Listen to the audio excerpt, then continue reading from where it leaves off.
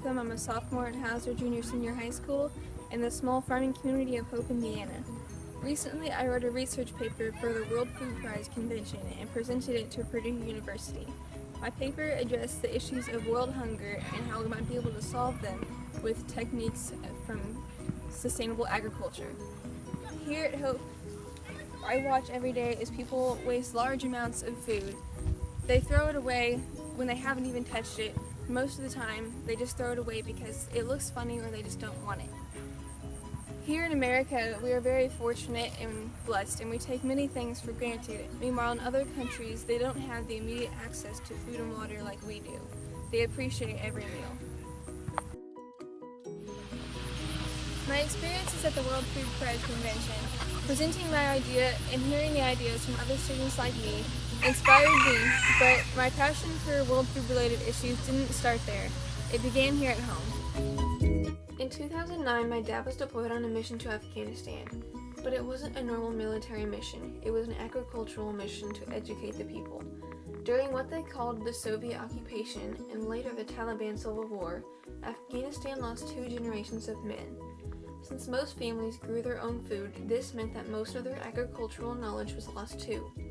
The purpose of my dad's mission, called Operation Enduring Freedom, was to educate them about sustainable agricultural practices for their region. They did this by training extension agents who would then train the Afghanis. During my dad's training, we learned the average farm in Afghanistan is around 1 acre. My family lives on 1.3 acres, so my dad's mission became our family's mission. It motivated us to take our small farm and make it as productive as possible. So we started having a beehive and composting all of our table scraps. We've also started raising chickens for eggs and meat, and we've started planting raspberry and blackberry bushes, fruit trees, and we have an organic garden for vegetables and herbs.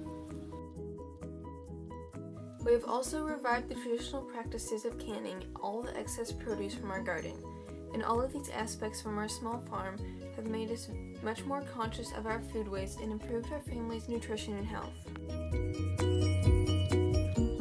All of this, along with my World Food Prize experience and education, has made me realize that small farms are an effective tool for combating against world hunger and food waste. The world's food-related issues are not going to be solved by multi-million-dollar organizations providing for us, but rather by us providing for ourselves and each other. I believe the key is to advocate sustainable agricultural practices and to educate families about ways they can produce for themselves and for their neighbors. Implementation of my idea would be fairly straightforward because in many countries we could use institutions that already exist. Multiple countries have extension agents or agricultural teachers in place that know good sustainable agricultural practices for their particular region. This idea could be adapted to suit appropriate conditions all over the world. In many areas of our country, families could plant small gardens in their yards, or even people who live in cities and don't have yards can still grow vegetables in pots on their porches, balconies, or even in windowsills. There are numerous small ways that families can get involved.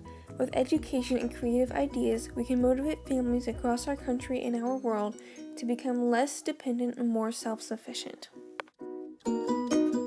According to an United Nations report from 2015, the world's population is projected to grow to 9.7 billion people by 2050. Without viable solutions, our food-related issues are only going to worsen. It's time for us to realize that we are all part of the solution. Whether we are from a starving developing country or a developed country where food is plentiful, we all have a responsibility and a role to play. Through our united efforts, not only will we be able to sustain 9 billion people, but we will all thrive together.